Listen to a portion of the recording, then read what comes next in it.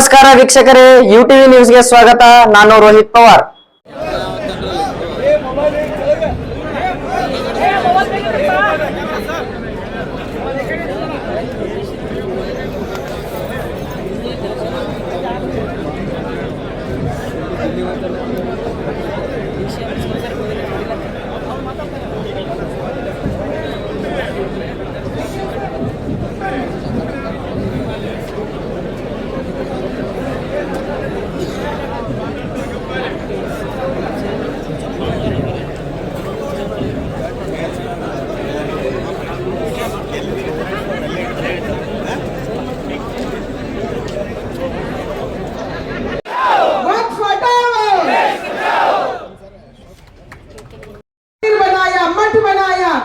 कित्तूर रानी चन्नम्मा आजादी के लिए लड़ी, लड़ते लड़ते मंदिर के लिए, बसवन्ना का मंदिर के लिए जमीन दिया, वो जमीन भी अभी वक्फ है। कैसे? मैं ये पूछना चाहती हूँ, इसीलिए मैं आपको विनती करती हूँ। अभी स्वामी जी ने बोला ये टायर को रिपेयर करने से नहीं होगा, टायर को बदलना चाहिए। ये कानून वक्फ एक्ट को बदलना चाहिए। 1995 में कांग्रेस का नेतृत्व में, कांग्रेस का सरकार में बहुत बड़ा गलती किया, हिंदुओं को इसी में मरवाया। क्या है?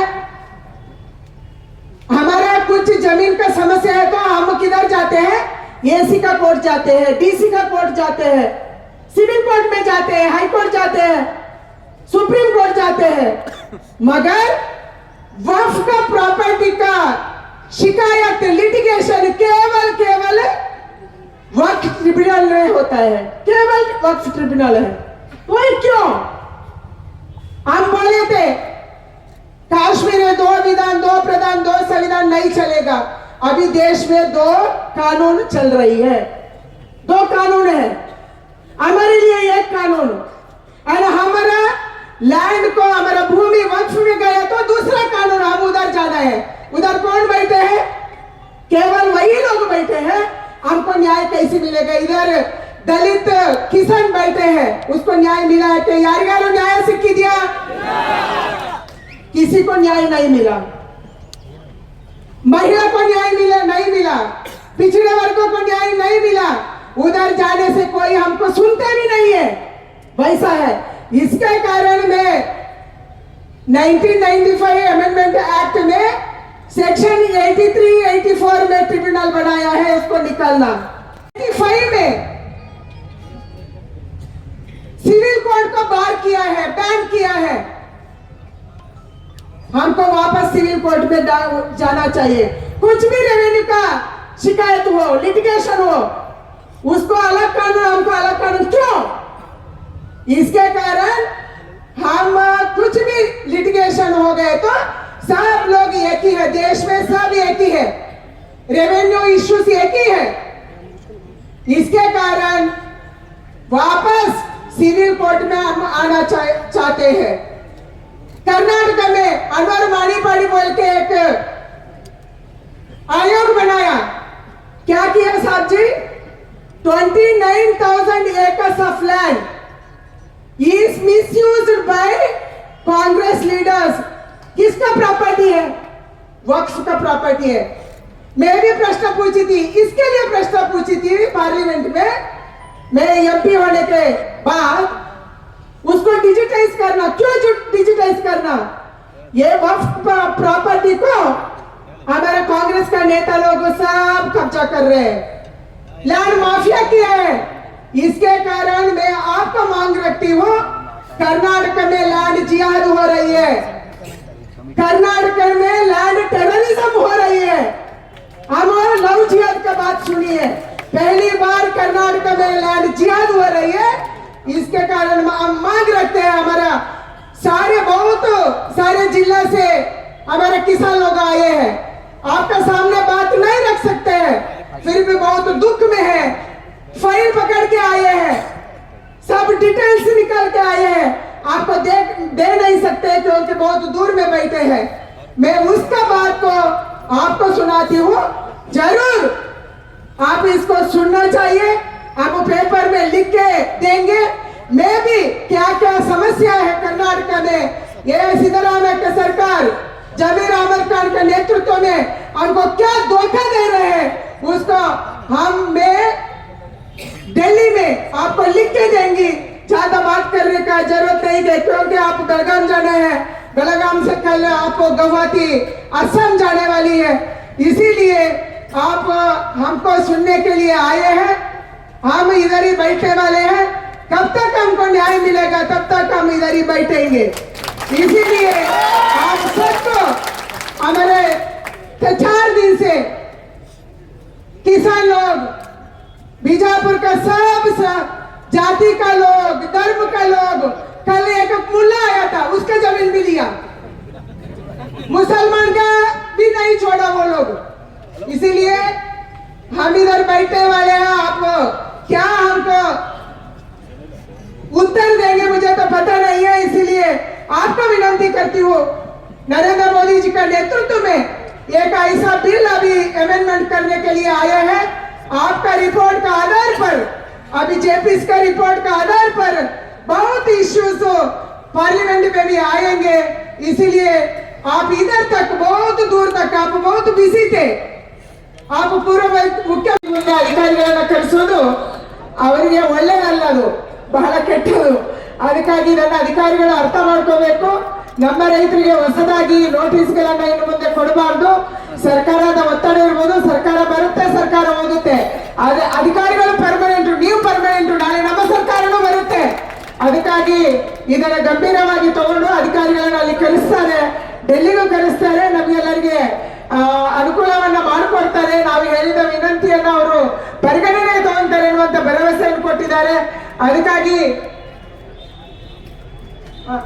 ರೈತರ ಡೆಲಿಗೇಷನ್ ಅನ್ನು ಕೂಡ ನಾನು ಡೆಲ್ಲಿಯಲ್ಲಿ ಕರೆದು ಮಾತಾಡ್ತೀನಿ.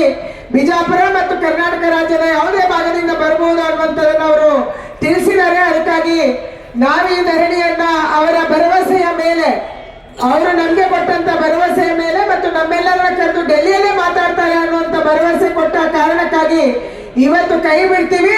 ಆದ್ರೆ ಸರ್ಕಾರಕ್ಕೆ, ನಾನು ರಾಜ್ಯ ಸರ್ಕಾರಕ್ಕೆ ಎಚ್ಚರಿಕೆ ಕೊಡ್ತೀನಿ, ನಮ್ಮ ಭಾವನೆಗಳ ಜೊತೆ ಆಟ ಆಡಕ್ ಹೋಗ್ಬೇಡಿ. ಬರುವಂತ ದಿನ ಇದಕ್ಕಿಂತ ಹೆಚ್ಚಿನ ದೊಡ್ಡ ಸಂಖ್ಯೆಯಲ್ಲಿ ಪ್ರತಿಯೊಂದು ಜಿಲ್ಲೆಯಲ್ಲಿ ನಿಮ್ಮ ವಿರುದ್ಧ ನಾವು ಮಾಡಕ್ಕೆ ಸಿದ್ಧ ಇದ್ದೀವಿ. ನಾವಿಗನ್ನು ಕೈ ಬಿಡುವಂತ ಪ್ರಶ್ನೆ ಬರಲ್ಲ ಅನ್ನುವಂತ ಒಂದು ಎಚ್ಚರಿಕೆಯನ್ನ ರಾಜ್ಯ ಸರ್ಕಾರಕ್ಕೆ ಕೊಟ್ಟು, रेलवे के बाद 3rd बिगेस्ट प्रॉपर्टी ओनर कौन है? वो वक्फ है। कैसे हुआ? दान कितना लोग दिया अभी हम पता करना चाहिए एंड आप पता करना चाहिए। 1954 में ओरिजिनल वक्फ प्रॉपर्टी कितना था, उसके बाद दान में कितना आया, दान में कितना आया? दान दे सकते हैं कोई भी मुसलमान, मस्जिद के लिए, वक्फ के लिए दान दे सकते हैं। कितना लोग दिया? अभी 9.5 लाख प्रॉपर्टी कैसे आए? वो आए हैं हमारा कर्नाटक जैसे, बीजापुर जैसे। सबको नोटिस दे दो। कर्नाटक में सिद्धरामैया का सरकार आने के बाद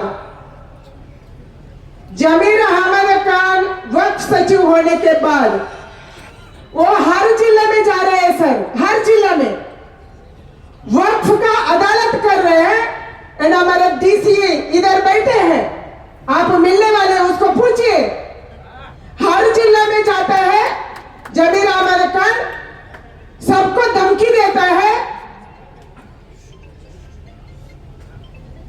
उसको बोलता है ये प्रॉपर्टी को वक्फ बना दो।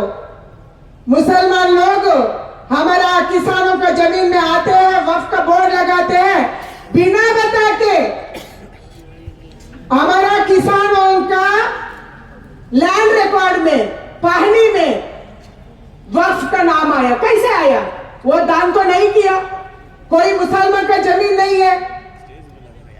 वैसा का काल में, चालुक्य का कालखंड में, हमारे पूर्वजों का कालखंड में, उस ज्वाइंट पार्लियामेंट्री कमेटी के गठन के बाद हम लोग बेंगलुरु आ चुके हैं। वहाँ पे हम काफ़ी डेलीगेशन से मिले, वक्फ बोर्ड से मिले, माइनॉरिटी कमीशन से मिले, स्टेट गवर्नमेंट से मिले और तमाम डेलीगेशन से मिले। लेकिन शायद जैसा अभी हमारे और लोगों ने भी कहा जो यहाँ मौजूद हैं कि हमें, और हमारे कुछ वक्ताओं ने भी कहा कि हमें अब नॉर्थ में भी जाना है दौरे पे कल से गुवाहाटी।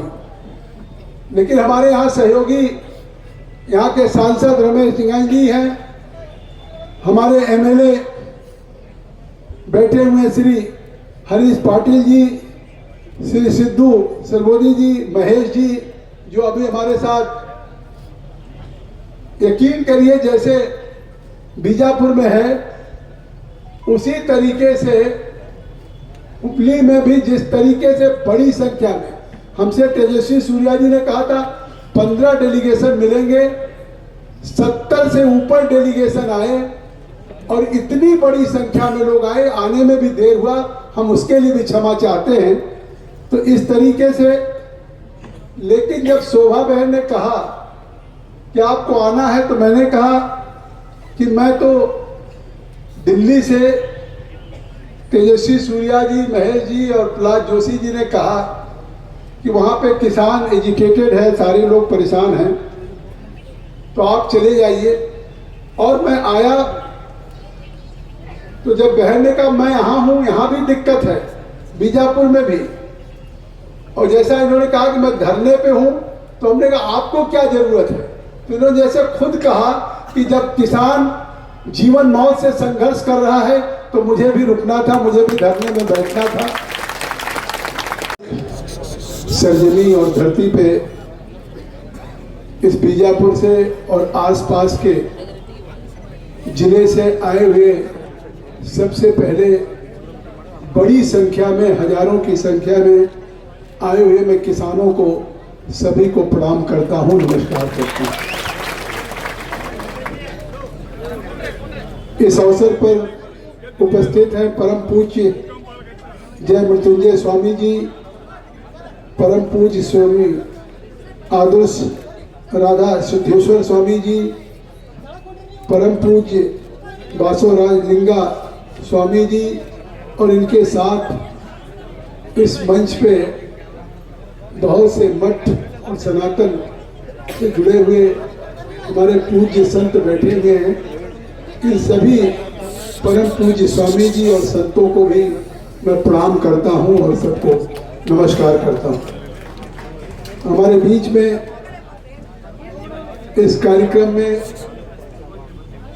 जैसा मुझे बताया गया, शुरू से हमारे बासन गोंडा पाटिल जी जो अदनान जी हैं, उन्होंने इसको लीड किया और लगातार इतनी बड़ी संख्या में आपके साथ हमारे केंद्र सरकार की मंत्री श्रीमती शोभा करांदे जी भी बैठी रही।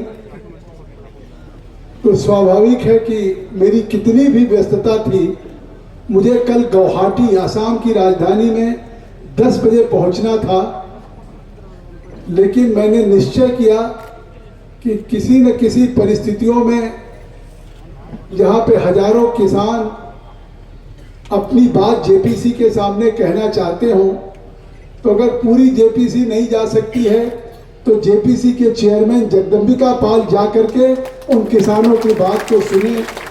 ऐसा मैंने तय किया। जो तेजस्वी सूर्या जी ने इस पूरे कर्नाटक में कॉमर्स का एजिटेशन कि उनकी जमीनों पे वक्फ का क्लेम या जिस तरीके से इसको लेकर के लोगों में अनरेस्ट है, असंतोष है, इन्होंने हमारा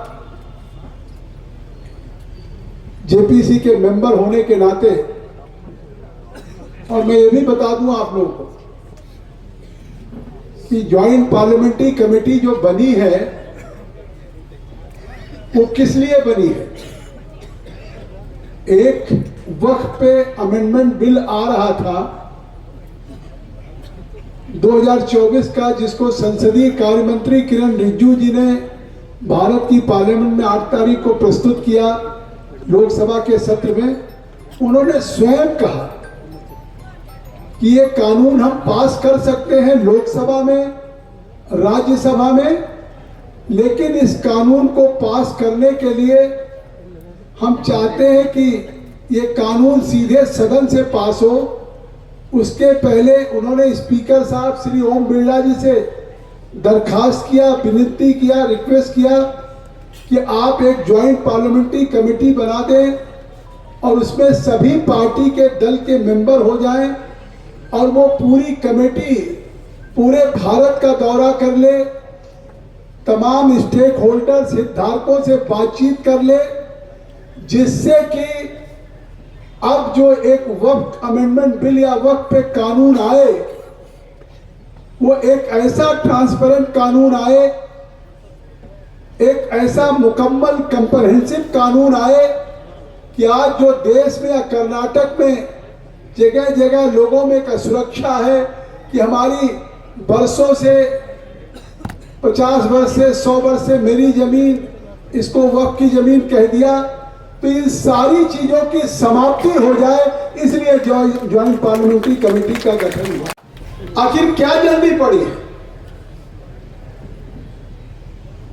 अगर मैं आज आया हूं तो मुझ पे सवाल करने के बजाय कि मैं क्यों आया हूं, मैं सवाल पूछना चाहता हूं कि अगर भारत की लोकसभा में स्पीकर श्री ओम बिरला जी ने एक कमेटी का गठन किया, ज्वाइंट पार्लियामेंट्री कमेटी का, उसमें सभी पार्टी के एमपी हैं, ओवैसी साहब भी हैं, आप पार्टी के संजय सिंह भी हैं, डीएमके के राजा साहब भी हैं, यहाँ के जावेद साहब भी हैं, शेख नसीर साहब भी हैं, बहुत से, कल्याण बनर्जी साहब हैं, जस्टिस गंगोपाध्याय जी, तेजस्वी सूर्या जी, सभी पार्टी के 31 सदस्य हैं।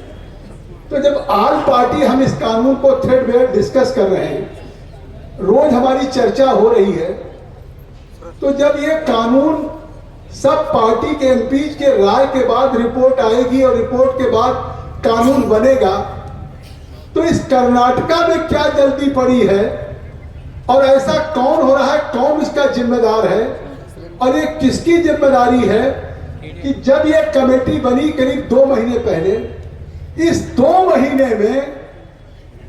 महीने में कर्नाटका एक ऐसा स्टेट है कि 38% नोटिस वक्फ का और बढ़ गया है किसानों की जमीन पे और तमाम लोगों के जमीन पे।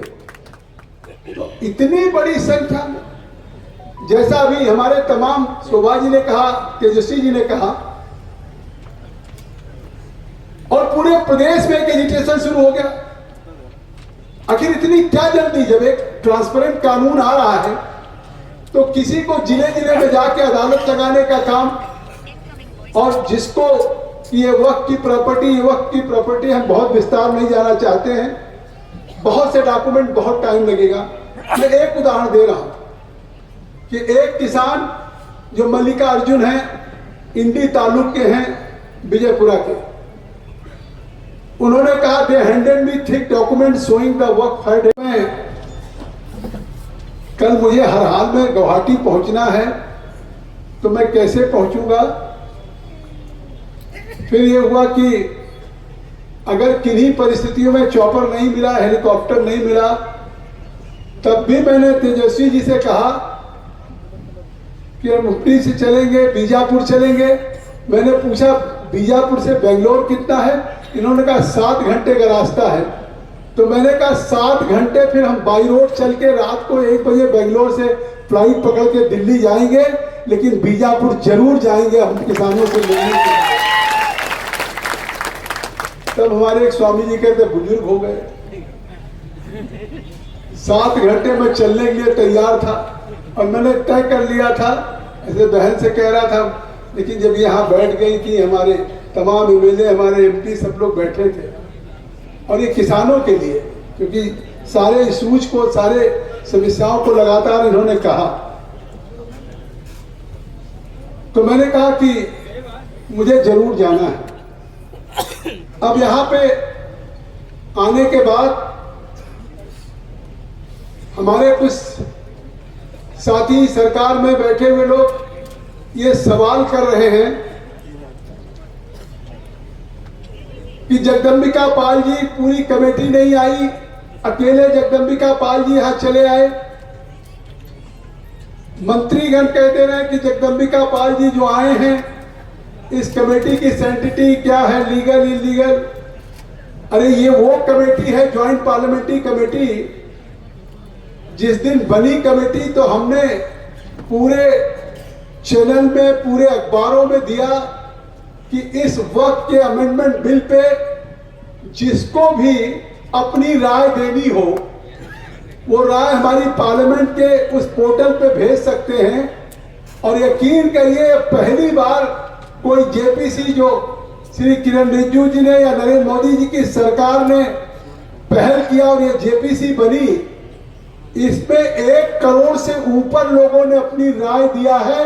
आप ये जानिए कि ये कितनी जेपीसी यहाँ कितने लोगों से बात करने के लिए तैयार। लोग सवाल उठा रहे हैं कि हम बीजापुर क्यों चले आए।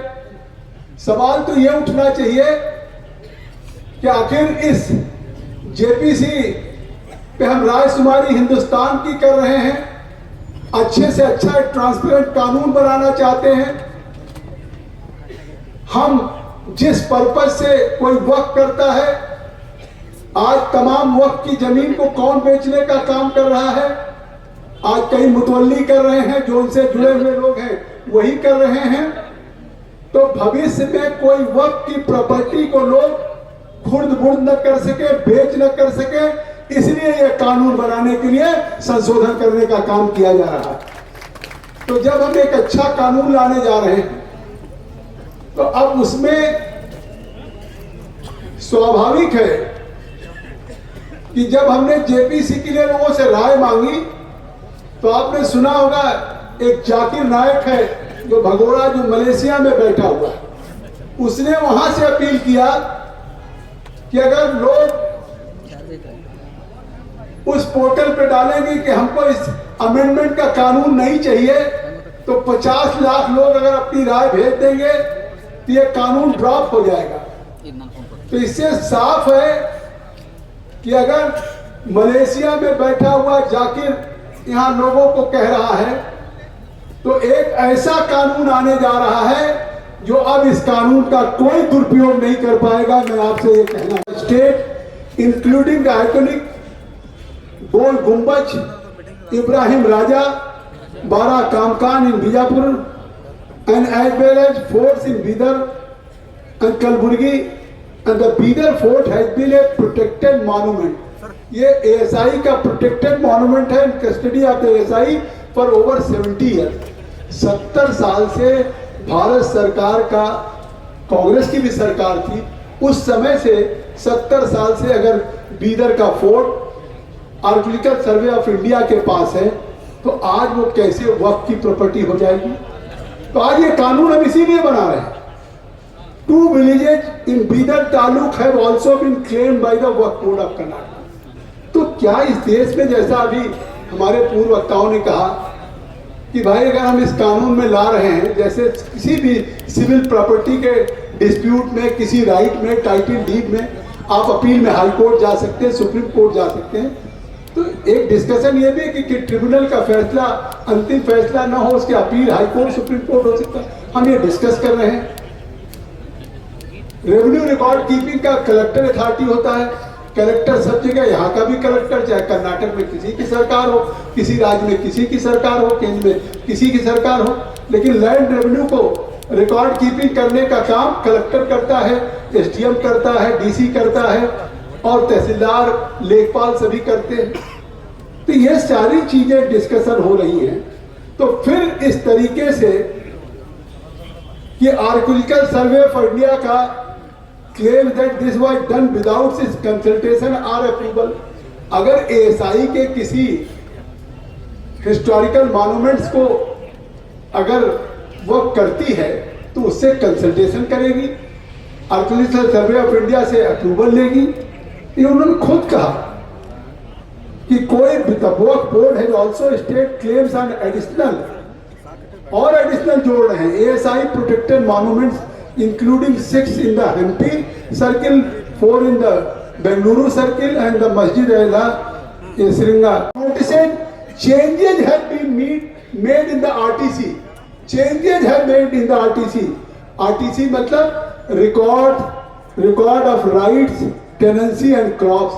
जो इस प्रदेश का कानून है आरटीसी, उस आरटीसी में भी चेंजेज हो रहा है।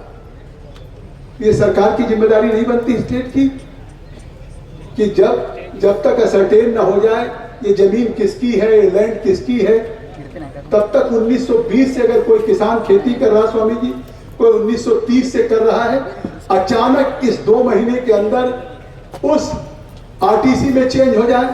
अभी सरकार का बयान आ गया है कि वक्त में अब जिनको नोटिसेस सर्व हुई हैं उनका इविक्शन नहीं किया जाएगा। तो केवल आपने state government has given a direction to the revenue officials कि not to evict the farmers. अरे आपकी जिम्मेदारी इतनी नहीं है, लगता है क्यों आप ऐसा कर रहे हैं? क्या कारण है कि केवल इस दौरान आप उस कार्रवाई को इतना रोक रहे हैं कि उनको इविक्ट न किया जाए? इसका मतलब है अगर आपकी नियत साफ है तो आप कहिए उस नोटिसेज को वापस लिया जाएगा, और अगर कोई रिकॉर्ड में चेंजेज हुआ है तो उस रिकॉर्ड को दुरुस्त किया जाएगा, यह भी कहना चाहिए। तभी किसानों को या किसी को भी जिनकी जमीन है उनके साथ न्याय मिल सकता है। आप सोचिए कि आर्कियोलॉजिकल सर्वे ऑफ इंडिया का क्या रूल है? वो कोई प्रॉपर्टी एक्वायर नहीं करता। किसी देश में जो आर्कियोलॉजिकल सर्वे होता है, वो जो देश के नेशनल इंपॉर्टेंस के मॉन्यूमेंट्स होते हैं, वो नेशनल मॉन्यूमेंट्स के जो नेशनल इंपॉर्टेंस के मॉन्यूमेंट्स होते हैं उनको प्रोटेक्ट करता है। देश और दुनिया से आए हुए टूरिस्ट लोग वहां जाते हैं और देखते हैं। आज कर्नाटका वक्फ बोर्ड है लेड क्लेम। ಯಾರು ಧ್ವನಿ ಎತ್ತಲಿ ಬಿಡ್ಲಿ, ಯತ್ನಾಳ್ ಗೌಡರು ಮಾತ್ರ ಹಿಂದೂಗಳ ಪರವಾಗಿ ಧ್ವನಿ ಎತ್ತುತ್ತಾರೆ. ಕಳೆದ 4 ದಿವಸಗಳಿಂದ ಅವರ ನೇತೃತ್ವದಲ್ಲಿ ಇಲ್ಲಿ ಅಹೋರಾತ್ರಿ ಧರಣಿ ನಡೆದಿದೆ. ಇಡೀ ರಾಜ್ಯದ ಗಮನವನ್ನು ಕೂಡ ತಮ್ಮೆಲ್ಲರ ಪ್ರಯತ್ನದಿಂದಾಗಿ ತಾವೆಲ್ಲರೂ ಕೂಡ ಇಡೀ ರಾಜ್ಯದ ಗಮನವನ್ನು ಕೂಡ ಸೆಳೆದಿದ್ದೀರಿ. ಕೇಂದ್ರದಲ್ಲಿ ಕೃಷಿ ಸಚಿವರಾಗಿ ಕೆಲಸ ಮಾಡಿ ಇವತ್ತು 4 ದಿನಗಳಿಂದ ಸತತವಾಗಿ ರೈತರ ಧ್ವನಿಯನ್ನ ಕೇಂದ್ರ ಸರ್ಕಾರದ ಗಮನಕ್ಕೂ ತರಬೇಕು ಅನ್ನುವಂತ ಉದ್ದೇಶದಿಂದ ಶೋಭಕ್ಕ ನಮ್ಮೆಲ್ಲರ ಜೊತೆಗೆ ಇಲ್ಲಿ ಕಳೆದ 4 ದಿವಸಗಳಿಂದ ಹಗಲು ರಾತ್ರಿ ಅಹೋರಾತ್ರಿ ಧರಣಿಯಲ್ಲಿ ಅವರು ಭಾಗವಹಿಸಿ ಇವತ್ತು ಜೆಪಿಸಿ ಚೇರ್ಮನ್ ಅವರು ಇಲ್ಲಿಗೆ ಬರೋದಿಕ್ಕೆ ಅವರ ಮನವರಿಕೆ ಮಾಡಿಕೊಟ್ಟು ಅವರನ್ನು ಇವರಿಗೆ ಕರ್ಕೊಂಡು ಬಂದಿದ್ದಾರೆ.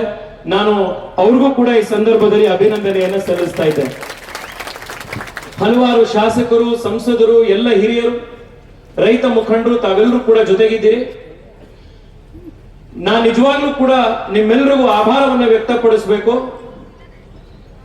ಇವತ್ತು ಹುಬ್ಬಳ್ಳಿಯಿಂದ ಇಲ್ಲಿಗೆ ಬರಬೇಕಾದಾಗ ಚೇರ್ಮನ್ ಅವರೊಂದು ಮಾತು ಹೇಳುದು, ನಾವು ದೆಹಲಿಯಲ್ಲಿ ಕೂತ್ಕೊಂಡು ಕಳೆದ 2 ತಿಂಗಳಿನಿಂದ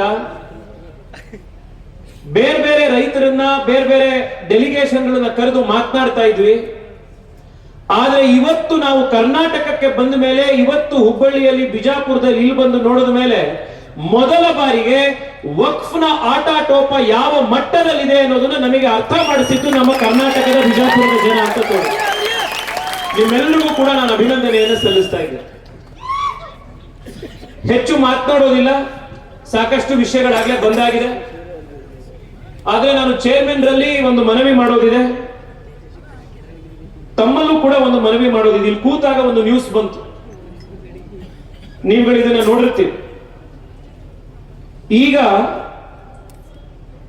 ಅರ್ಧ ಗಂಟೆ ಹಿಂದಿನ ನ್ಯೂಸ್ ಇವಾಗ ಸರ್ ಎಂ ವಿಶ್ವೇಶ್ವರಯ್ಯನವರು ಓದಂತ ಚಿಕ್ಕಬಳ್ಳಾಪುರದ ಸರ್ಕಾರಿ ಶಾಲೆಯನ್ನು ಕೂಡ ವಕ್ಫ್ ತನ್ನ ಹೆಸರಿಗೆ ಬದಲಾಯಿಸಿಕೊಂಡಿದ್ಯಾ. आधा घंटे हिंदी ने कहते अध्यक्ष जी अभी अभी का खबर है, जिस सरकारी स्कूल में सर एम विश्वेश्वरैया जी विद्यार्थी के रूप में वहां पढ़े थे, ಬಂದ್ರೆ ನೀವು ಹೋಗಬೇಕಾಗಿರೋದು ಸಿವಿಲ್ ಕೋರ್ಟ್ಗಲ್ಲ, ನೀವು ಹೋಗಬೇಕಾಗಿರೋದು ವಕ್ಫ್ ಟ್ರಿಬ್ಯುನಲ್ ಎದುರುಗಡೆ. ಇನ್ನು ಕಾನೂನಲ್ಲಿ ಕಾಂಗ್ರೆಸ್ ಸರ್ಕಾರ ಮತ್ತೊಂದು ತಿದ್ದುಪಡಿ ಮಾಡಿದ್ರು. ಸೆಕ್ಷನ್ 40 ಅಂತ ಹೇಳಿ ಒಂದು ಕಾನೂನನ್ನ ಇಂಟ್ರೊಡ್ಯೂಸ್ ಮಾಡಿದ್ರು. ಈ ಕಾನೂನಲ್ಲಿ ಏನ್ ಹೇಳಿದ್ರು, ವಕ್ಫ್ ಬೋರ್ಡಿಗೆ ಯಾವುದಾದ್ರೂ ಒಂದು ಜಮೀನಿನ ಜಾಗ ಆಸ್ತಿ ತನ್ನದು ಅಂತ ಅನಿಸಿದ್ರೆ ಅನ್ನಿಸ್ಬೇಕು, ಅದೇ ಪದ ಬಳಸಿರೋದು. ಇಫ್ ವಕ್ಫ್ ಬೋರ್ಡ್ ಬಿಲೀವ್ಸ್ ಅಂತ ಬಂದಿದೆ. ವಕ್ಫ್ ಬೋರ್ಡ್ ನಂಬಿಕೊಂಡ್ರೆ ವಕ್ಫ್ ಬೋರ್ಡ್ ಎನ್ಕ್ವೈರಿ ಮಾಡಿ ಅವರೇ ಗೆಜೆಟ್ ನೋಟಿಫಿಕೇಶನ್ ಹೊರಡಿಸುವಂತ ಅಧಿಕಾರ ಕೊಟ್ಟು ಜಾಗವನ್ನ ವಕ್ಫೋ ಅಲ್ವೋ ಅಂತ ತೀರ್ಮಾನ ಮಾಡೋ ಅಧಿಕಾರನೂ ಅವ್ರದ್ದು. ಅದು ಸರಿ ಇದೆಯೋ ಇಲ್ವೋ ಅಂತ ತಕರಾರಾದ್ರೆ ಹೋಗಬೇಕಾಗಿರೋದು ಅವ್ರ ಕೋರ್ಟ್ ಎದುರುಗಡೆನೆ. ಅವ್ರು ಕೋರ್ಟ್ ಕೊಟ್ಟಂತ, ಅವ್ರ ಟ್ರಿಬ್ಯುನಲ್ ಕೊಟ್ಟಂತ ಕೋರ್ಟ್ ನ ತೀರ್ಪಿಗೆ ಆಶ್ಚರ್ಯ ಪಡ್ತೀರಿ. ನೀವು ಹೈಕೋರ್ಟಿಗೆ ಇನ್ಯಾವುದೋ ಒಂದು ಕೋರ್ಟಿಗೆ ಅಪೀಲು ಆಗ್ಲಿಕ್ಕೆ ಆಗೋದಿಲ್ಲ. ಅದು ಫೈನಲ್ ಕೋರ್ಟ್. ಅಪೀಲ್ ಪ್ರಾವಿಷನ್ ಇಲ್ಲ, ಲಿಮಿಟೇಷನ್ ಇಲ್ಲ. ಇಂಥ ಕಾನೂನನ್ನ ಇವ್ರಿಗೋಸ್ಕರ ಮಾಡಿಕೊಟ್ರು. ಇನ್ನೂ ಮುಂದುವರೆದೋದ್ರು. ಈಗ ನಮ್ಮ ಮಧ್ಯದಲ್ಲಿ ಯಾವ್ದಾದ್ರು ತಕರಾರಾಯ್ತು ಅಂತ ಇಟ್ಕೊಡಿ. ಈಗ ನೀವು ನಿಮ್ಮ ಪಕ್ಕದಲ್ಲಿರೋ ಯಾವ್ದೋ ಒಂದು ಜಮೀನು ಒಂದು 5 ಗುಂಟೆ 10 ಗುಂಟೆ ನಿಮ್ಮದು ಅಂತೀವಿ. ನೀವು ಅದನ್ನ ಕ್ಲೈಮ್ ಮಾಡಿ ಕೋರ್ಟ್ಗೆ ಹೋಗ್ತೀವಿ. ಕೋರ್ಟ್ ನಲ್ಲಿ ಯಾರು ಕೋರ್ಟ್ಗೆ ಹೋಗ್ತಾರೋ ಈ ಜಾಗ ನಂದು ಅಂತ ಅವನು ಕೋರ್ಟಿಗೆ ದಾಖಲೆಗಳನ್ನ ಕೊಟ್ಟು ಸಾಬೀತು ಮಾಡಬೇಕು, ಇದು ನನಗೆ ಸೇರಿರೋದು ಅಂತ. ಅದನ್ನ ನಾವು ಕೋರ್ಟ್ ನ ಭಾಷೆಯಲ್ಲಿ, ಕಾನೂನು ಭಾಷೆಯಲ್ಲಿ ಬರ್ಡನ್ ಆಫ್ ಪ್ರೂಫ್ ಅಂತ ಕರಿತೀವಿ. ಯಾರು ಕ್ಲೈಮ್ ಮಾಡ್ತಾರೋ ಕ್ಲೈಮ್ ಮಾಡದಂತ ವ್ಯಕ್ತಿ ದಾಖಲೆಗಳನ್ನು ಕೊಟ್ಟು ಪ್ರೂವ್ ಮಾಡಬೇಕು, ಇದು ನನಗೆ ಸೇರಿರೋದು. ಇದು ಬರ್ಡನ್ ಆಫ್ ಪ್ರೂಫ್ ಅಂತ. ಈ ವಕ್ಫ್ ಕಾನೂನಲ್ಲಿ ಈಗ ನಿಮ್ದು ಮತ್ತು ನಿಮ್ಮ ಪಕ್ಕದ ಜಮೀನು ಅವ್ರದ್ದು ಯಾರ್ದೋ ಒಂದು ತಕರಾರಾಯ್ತು ಅಂತ ಇಟ್ಕೊಟ್ಟು. ತಕರಾರಾಯ್ತು, ನೀವು AC ಕೋರ್ಟ್ ಅಲ್ಲೋ DC ಕೋರ್ಟ್ ಅಲ್ಲೋ ಹೋಗ್ತೀರಿ, ಸಿವಿಲ್ ಕೋರ್ಟ್ ಅಲ್ಲೋ ಹೋಗ್ತೀರಿ. ಒಂದು ತೀರ್ಪು ಬರುತ್ತೆ. ತೀರ್ಪು ಬಂದಾದ ಮೇಲೆ ನೀವು ತೀರ್ಪನ್ನು ಒಪ್ಪಲಿಲ್ಲ ಅಂದ್ರೆ ನೀವು ಮೇಲ್ಮನವಿ ಸಲ್ಲಿಸಲಿಕ್ಕೆ ಒಂದು ಟೈಮ್ ಲಿಮಿಟ್ ಇರುತ್ತೆ. ಕರೆಕ್ಟ್ ತಾನೆ? ತಮ್ಮೆಲ್ಲರಿಗೂ ಗೊತ್ತಿದೆ. 90 ದಿವಸದ ಒಳಗಡೆ ಮೇಲ್ಮನವಿ ಸಲ್ಲಿಸಬೇಕು, 180 ದಿವಸದ ಒಳಗಡೆ ಮೇಲ್ಮನವಿ ಸಲ್ಲಿಸಬೇಕು. ಹೀಗೊಂದು ಲಿಮಿಟೇಷನ್ ಪೀರಿಯಡ್ ಅಂತ ಹಾಕ್ತಾರೆ. ಸಾಮಾನ್ಯವಾಗಿ ಎಲ್ರಿಗೂ ಗೊತ್ತಿದೆ. ನೀವು ಯಾವುದೇ ವಕೀಲರ ಹತ್ರ ಹೋಗಿ ಯಾವುದೋ 10 ವರ್ಷದ ಹಳೆ ವ್ಯಾಜ್ಯ ಯಾವ್ದಾರ ತೆಗೆದುಕೊಂಡು ಹೋದ್ರೆ ಅವ್ರೇನಂತಾರೆ, ಈಗ ಹೋಗ್ಲಿಕ್ಕೆ ಆಗಲ್ಲಪ್ಪ ಕೋರ್ಟ್ಗೆ, 10 ವರ್ಷದ ಆಗೋಗಿದೆ ಕತೆ, ಇದು ಲಿಮಿಟೇಷನ್ ಪೀರಿಯಡ್ ಇದೆ, ಈಗ ಹೋಗ್ಲಿಕ್ಕೆ ಆಗಲ್ಲ ಅಂತ. ಆದ್ರೆ ಕಾನೂನಿನಲ್ಲಿ ವಕ್ಫಿಗೆ ಯಾವ ರೀತಿ ಅವಕಾಶ ಮಾಡಿಕೊಟ್ಟಿದ್ರು ಕಾಂಗ್ರೆಸ್ನವರು ಅಂದ್ರೆ, ವಕ್ಫಿಗೆ ಸಂಬಂಧಪಟ್ಟಂತಹ ಕ್ಲೈಮ್ಗಳಿಗೆ ಯಾವುದೇ ಲಿಮಿಟೇಷನ್ ಅಪ್ಲೈ ಆಗೋದಿಲ್ಲ. ಇವತ್ತು ಬಹಮನಿ ಕಾಲದ ಜಾಗವನ್ನ, ನಿಜಾಂ ಕಾಲದ ಜಾಗವನ್ನ, ಔರಂಗಜೇಬ್ ಕಾಲದ ಜಾಗವನ್ನ ಇವತ್ತುನವ್ರು ಯಾಕೆ ಅದನ್ನ ಕ್ಲೈಮ್ ಮಾಡ್ತಾ ಇದ್ದಾರೆ ಅಂತಂದ್ರೆ, ಲಿಮಿಟೇಷನ್ ಅದಕ್ಕೆ ಅಪ್ಲೈ ಆಗೋದಿಲ್ಲ. ನನಗೆ ನಿಮಗೆ ಲಿಮಿಟೇಷನ್ ಕಾನೂನಿದೆ, ಆದ್ರೆ ವಕ್ಫಿಗೆ ಲಿಮಿಟೇಷನ್ ಕಾನೂನಿಲ್ಲ. ಒಂದೇ ದೇಶ, ಒಂದೇ ಸಂವಿಧಾನ, ಒಂದೇ ಪ್ರಜೆಗಳು, ಆದ್ರೆ 2 ಕಾನೂನು. ಯಾವ ನ್ಯಾಯ ಇದು?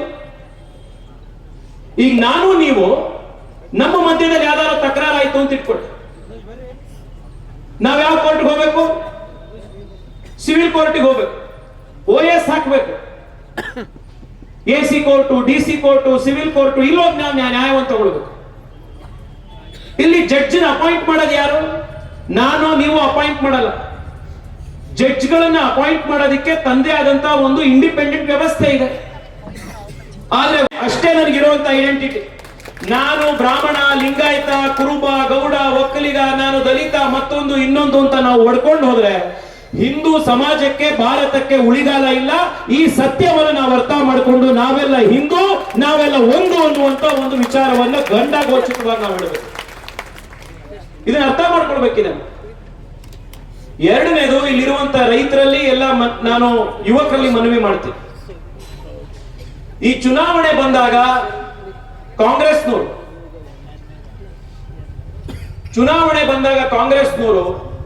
ನಾವು 2,000 ರೂಪಾಯಿ ನಿಮ್ಮ ಅಕೌಂಟ್ಗೆ ಹಾಕ್ತೀವಿ, ನಿಮಗೆ ಫ್ರೀ ಬಸ್ ಕೊಡ್ತೀವಿ, ಈ ಎಲ್ಲ ಆಮಿಷಗಳು ಕೊಡ್ತಾರೆ. ನಾವು 2,000 ರೂಪಾಯಿ ಅಯ್ಯೋ ಇಲ್ಲಿಂದ ನಾವು ಧರ್ಮಸ್ಥಳ ಫ್ರೀ ಬಸ್ಸಲ್ಲಿ ಹೋಗ್ಬೋದು ಅನ್ಕೊಂಡು ಫ್ರೀ ಬಸ್ಸಿಗೆ ನಾವೇನಾದ್ರೂ ಮರಳಾಗಿ ನಾವ್ ಇವ್ರಿಗೆ ಓಟ್ ಹಾಕಿ ಪದೇ ಪದೇ ಅವ್ರನ್ನ ತಂದ್ವಿ ಅಂದ್ರೆ